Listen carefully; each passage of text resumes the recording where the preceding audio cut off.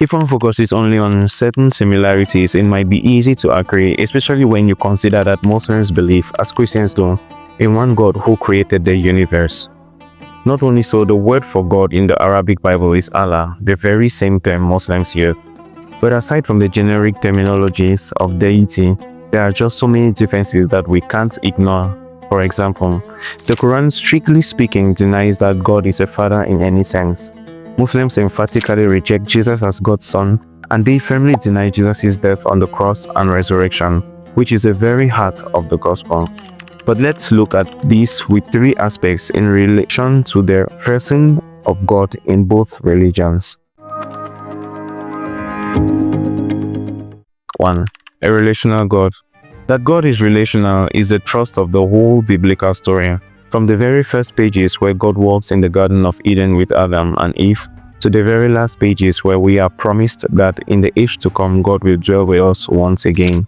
Time and time again, God shows up in person, for example, speaking with Moses face to face, leading his people through the wilderness, throughout the Old Testament, and ultimately stepping into history in the person of Jesus in the New Testament.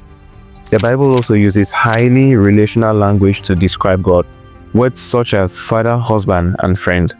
For the Quran, however, things are quite different. First, the Quran keeps Allah very much at a distance. So while the Quran retells the story of the Garden of Eden and talks about heaven, in each case Allah is absent, neither walking with Adam or Eve, nor dwelling with his people in paradise. The Quran also denies the incarnation of Jesus. So, Allah is absent from the beginning of history, absent from the end of history, and absent in the middle of history. 2. Can God be known? In Christianity, God can be known. The Bible stresses this repeatedly, teaching that God reveals not only his commands, but also his character. Think of Moses at the burning bush, where God reveals his own personal name, Yahweh. Or recall when Jesus turns to his disciples and says, "Anyone who has seen me has seen the Father." The incredible claim at the heart of the Bible story is that God is both Lord, King, but also one who can be known personally. The idea that God can be known personally is fully absent in the Quran. In Islam, we can know Allah's commandments, but one cannot know Allah himself. He is too lofty, transcendent, and removed. In Muslim theology, not even Muhammad encountered God.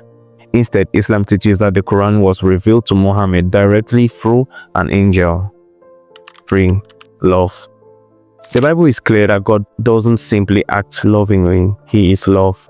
Because God is Father, Son, and Spirit, it is clear that at the very heart of God lies a loving relationship. Conversely, the Quran does not ever teach that Allah is love. Of the mere 42 times that the Quran mentions Allah and love, the majority, 55% of these, are negative instances, that is, the Quran stating whom Allah doesn't love. The remaining 45% are conditional instances of the reader being told the kind of things that, if done, and if you are fortunate, might attract God's love. There is not a single verse in the Quran that speaks of God's unconditional love for mankind. If anything, its verses do not say that God loves all men. And with such fundamental distinctions, saying Muslims and Christians worship the same God, if not ignorant, is deceptive. Stay away from Islam. God bless.